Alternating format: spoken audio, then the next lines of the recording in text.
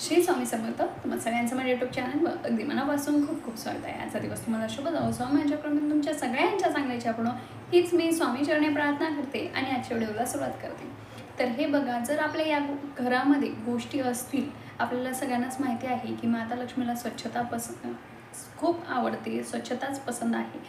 तर या गोष्टी जर तुमच्या घरात असतील ना, तर तुम्ही कितीही प्रयत्न करा, कितीही कष्ट करा, कितीही सेवा करा, तुमच्या घरामध्ये माता लक्ष्मी ही टिकणार नाही म्हणजे नाही.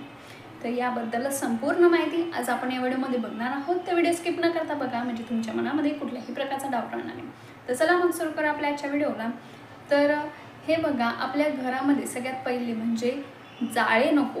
जाळे ते कोळी करतात बघा, स्पायडर करतात, ते नेट करतात आपल्या घरामध्ये, जागोजागी जाळे करत असतात.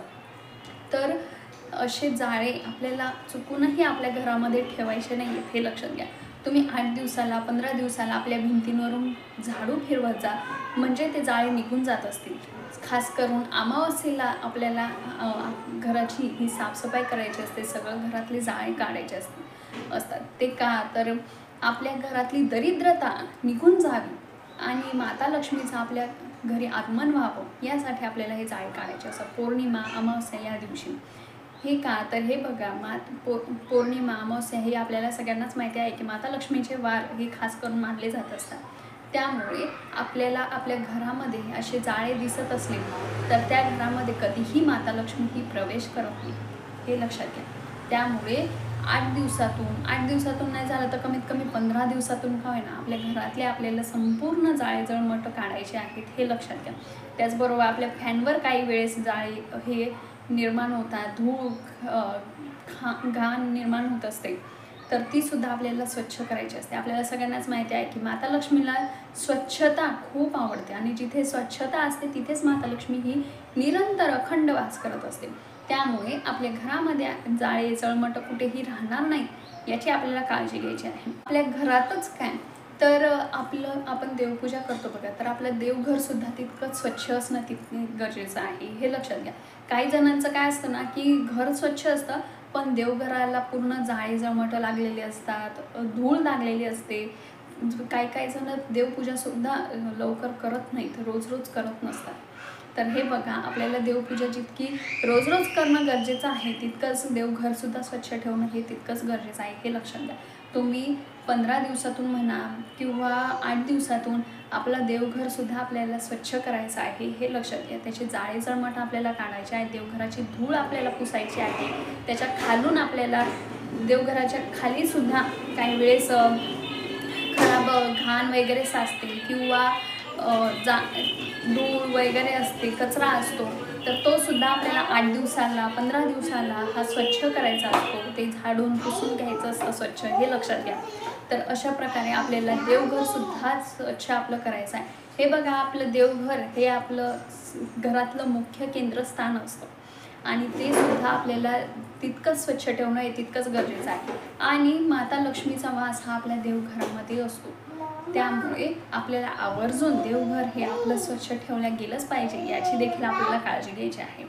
त्याचप्रमाणे आता काहींच्या घरात काय असतं ना, की जे काही भंगार असतं किंवा वर्षानुवर्ष काही वस्तू ज्या आपण वापरत नाही, त्या वस्तू आपण काही वेळेस आहे ना अशा सज्जावर किंवा माळ्यावर ठेवलेल्या असतात बघा, किंवा बाथरूमच्या वर कुठलं अशी ओपन स्पेस असते तर त्याच्यावर आपण ठेवलेलं असतं. तर हे देखील पूर्णपणे चुकीचं आहे. तर आपण जे काही भंगारचं सामान आहे, जे आपण यूज करत नाही किंवा काही एक्स्ट्राचं सामान असतं, ते सगळं काही तिथे ठेवून देतो आणि ते परत कधी जाऊनही पाहत नाही वर, किंवा आपण ते कधी साफही करत नाही. त्यामुळे अशा ठिकाणी सुद्धा दरिद्रतेचा वास होत असतो, नकारात्मकतेचा वास होत असतो. तर जर आपल्या घरामध्ये अशी कुठली स्पेस असेल तर ती पहिले स्वच्छ करायची आहे. आपल्याला अधूनमधून 2-4 महिन्यांनी म्हणा वगैरे अशी ती स्वच्छ करायची आणि तिथलं जे काही आपल्याला लागणारच नाही, जे आपण भंगारचं सामान आहे, ते संपूर्ण आपल्याला घराच्या बाहेर आपल्याला काढून टाकायचं आहे. तर अशा प्रकारे आपण तिथे सुद्धा स्वच्छता ठेवायची. आता बरेच जण म्हणतात की ते घराच्या वर आहे आणि आमचं घर खाली सगळं स्वच्छ असतं, पण तिथे ते घराच्या वर आहे, त्यामुळे त्याचा काय संबंध येतो. तर हे बघा, जरी ते घराच्या वर असलं तरी पण ते आपल्या घरातच आहे, हे लक्षात घ्या. त्यामुळे आपल्याला अशी गोष्टसुद्धा आपल्या जर घरामध्ये असतील तर त्यात पहिले आपल्याला वेळोवेळी साफ करून त्या घराबाहेर काढायच्या असतात, हे लक्षात घ्या. त्याचप्रमाणे आपल्या घरात हा संध्याकाळच्या वेळेस वादविवाद होणार नाही याची आपल्याला काळजी घ्यायची. हे बघा, मुख्यतः सकाळी आणि संध्याकाळी आणि साधारण सगळ्यात मुख्य म्हणजे संध्याकाळच्या वेळेस जेव्हा आपण दिवे लावत असतो, जेव्हा माता लक्ष्मीचं आगमन आपल्या घरात होत असतं. आपल्याला सगळ्यांनाच माहिती आहे की संध्याकाळच्या वेळेस दिवे लागण्याच्या वेळेस माता लक्ष्मी ही आपल्या घरामध्ये आगमन करत असते. तर अशा वेळी आपल्याला आपल्या घरामध्ये वादविवाद होणार नाही, भांडणतंटे होणार नाही याची आपल्याला काळजी घ्यायची आहे. खास करून तुम्ही महिला असाल, पुरुष असाल, हे बघा, टाळी काय एका हाताने वाजत नाही. त्यामुळे जरी समोरच्याने वाद काढला तरी आपण शांत राहा, म्हणजे तो वाद तिथेच मिटून जात असतो. त्यामुळे आपल्या घरामध्ये संध्याकाळच्या वेळेस साधारणतः वादविवाद होणार नाही. आणि ज्या घरामध्ये वादविवाद असतात त्या घरामध्ये माता लक्ष्मी ही कधीही प्रवेश करत नाही. माता लक्ष्मीला आपल्याला सगळ्यांनाच माहिती आहे की शांतता, प्रसन्नता आणि सकारात्मकता आपल्या माता लक्ष्मीला खूप आवडत असते. त्यामुळे आपल्या घरामध्ये वादविवाद होणार नाही संध्याकाळच्या वेळेस याची आपल्याला काळजी घ्यायची आहे. त्याचप्रमाणे आपल्या घरामध्ये स्त्रियांचा अपमान होणार नाही याची देखील आपल्याला काळजी घ्यायची. हे बघा, आपल्या घरातली कुठलीही स्त्री असो, ती आई असो, बहीण असो किंवा आपली पत्नी असो, कोणीही असली तरी देखील ती माता लक्ष्मीचं स्वरूप असते. लक्ष्मी स्वरूप आपलं स्त्री असते. त्यामुळे आपल्या घरामध्ये कोणाचाही अपमान होणार नाही याची आपल्याला काळजी घ्यायची आहे, हे लक्षात घ्या.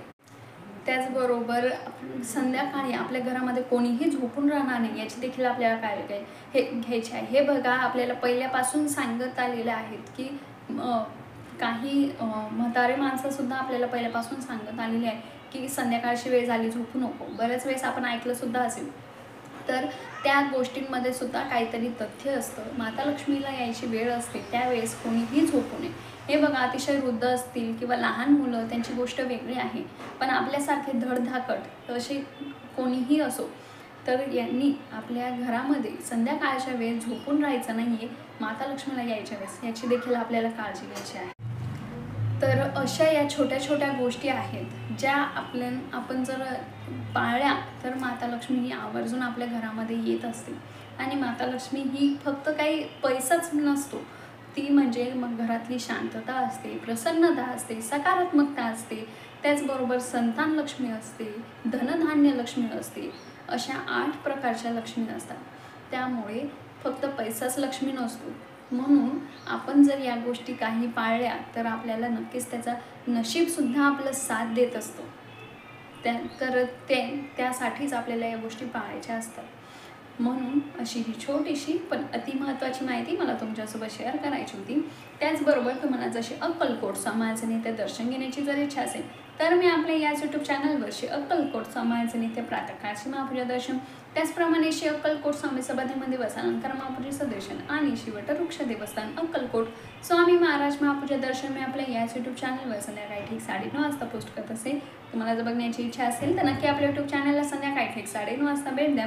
त्याचबरोबर त्यानंतर लगेचच मी स्वामींचा संदेश देखील पोस्ट करत असेल, जो आपल्या दुःखमय अंधकारमय जीवनातून आपल्याला सुखाचा, आशेचा एक किरण देईल असा तो संदेश असतो. तुम्हाला जर बघण्याची इच्छा असेल तर नक्की आपल्या यूट्यूब चॅनलला संध्याकाळी ठीक 9:30 वाजता भेट द्या. झालेली सेवा मी स्वामींच्या चरणी रुजू करते आणि आजच्या व्हिडिओला इथेच थांबवते. जर व्हिडिओ आवडला असेल तर लाईक, शेअर, सबस्क्राईब करायला विसरू नका. तर चला मग भेटूया अशाच नवनवीन व्हिडिओसोबत. तोपर्यंत श्री स्वामी समर्थ.